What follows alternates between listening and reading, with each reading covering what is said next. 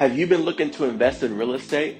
If so, it's very important that you understand that buying an investment property is very different than buying a home that you're going to live in for your primary residence. So in this video, we're going to talk about what you need to be aware of on your search for your investment property so you can make sure that you buy right and that you act right so your profit's going to look right.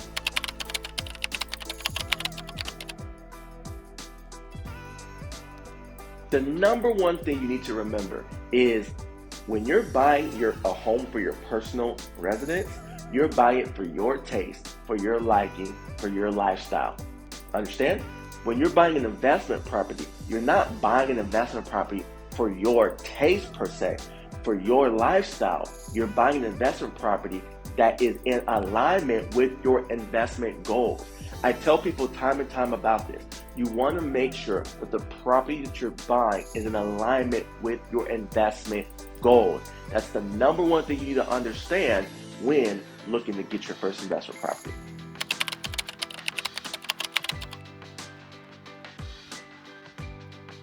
Another thing to understand is the benefits of buying an investment property, right? So like some of the benefits of your primary residence is, you get to like where you live, maybe the schools, maybe the location, you like the size of your master, you like your bathroom, you like your living room, you like your kitchen, right? It's all personal things. But for an investment property, the benefits are different, right? You're looking for the benefits of like cash flow, how much rent you can charge, what the potential value of the property could be. Is this property in a up and coming area? Is it in demand? Is there demand for the type of exit strategy that you're looking to utilize with that investment property? So you need to understand that there's different benefits that you're looking for with your primary residence and different benefits that you're looking for with your investment property.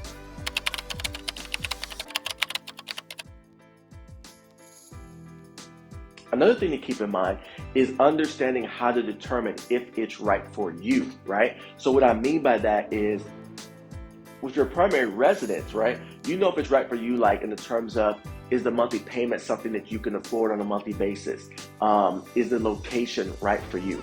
Is the layout right for you? Well, with an investment property, it's different. With an investment property, you want to ask yourself, is it right for the strategy and the goals that I have? This property I'm looking at, is it a good property to rent out and generate cash flow? This property I'm looking at, is it within my budget where I can make some money, or is it over my budget where I can make some money? This property with the rehab, is the rehab, an amount that I can handle and manage without too much risk? Or am I way over my head and I'm probably going to lose money with a house that needs this much work? So you want to make sure you understand properly how to evaluate if the property is right for your strategy and your goals.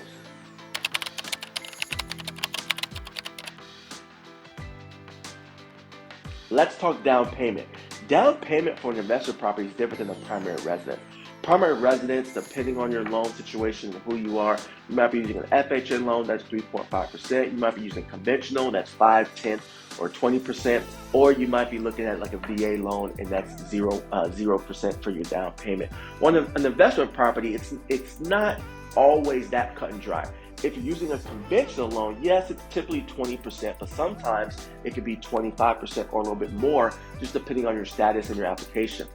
Also, you look at utilizing hard money loans, and hard money loans don't have like a set percentage. A lot of it's based on the deal and based on the equity that's in the property, because you can leverage the equity that's in the property. So you want to make sure you're able to understand and evaluate what your cash to close or down payments might look like on an investment property, because it can vary.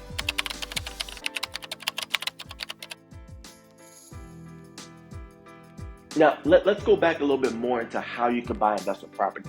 So one, obviously, you can buy investment properties with cash.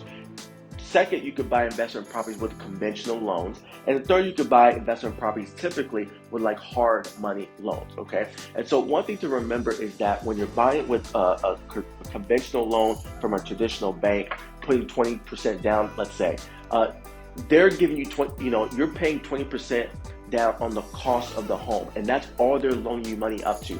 In terms of the rehab and additional fees and costs, you're gonna pay that yourself out of pocket. When you do hard money loans, they're typically higher interest payments and they cost more than regular conventional loans. And the reason for that is because for those that don't have as much capital, or those that want more leverage, or those that want to leverage the equity in the deal, hard money loans will give you money based on the value of the property, not just on the cost of the property. And then with that, if there's enough equity in the property, they'll let you use some of that equity to loan you money for the rehab. So you have less money coming out of your pocket, but you have to understand that it's gonna take some from your profits as well. And so there's pros and cons to both. You just want to make sure that you understand what your profit is going to look like and which lender or which type of mortgage is going to be better for the type of investing you're looking to do.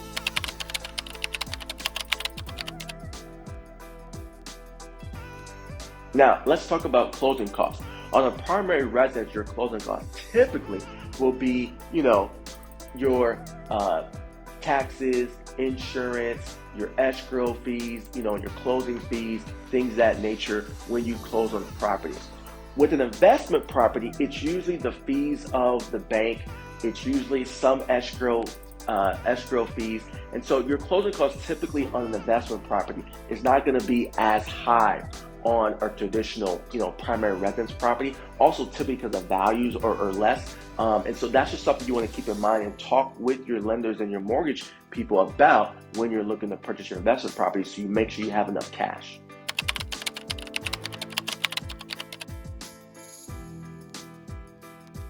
And then last point is, let's talk about tax deductions and tax benefits, okay? When you're buying your primary residence, the biggest tax benefit that you get is you're able to write off the interest that you pay on a yearly basis. With an investment property, especially if you're someone that, forms an LLC or an S corp, or has some type of entity, the great thing about an investment property is you get to write off so much. Now, I'm not a CPA or a tax man, but I do know a lot. But what I'll just leave you with is that when you buy an investment property, keep all of your receipts, document everything that you spend money on, because it will benefit you during tax time. Thank you guys so much for watching this video. Hope it added tremendous value to you. If you love what you saw, please hit the like button. If you want to see more content like this, hit the subscribe button so we can stay engaged with you and keep giving you some great content. So appreciate you guys. We'll see you soon.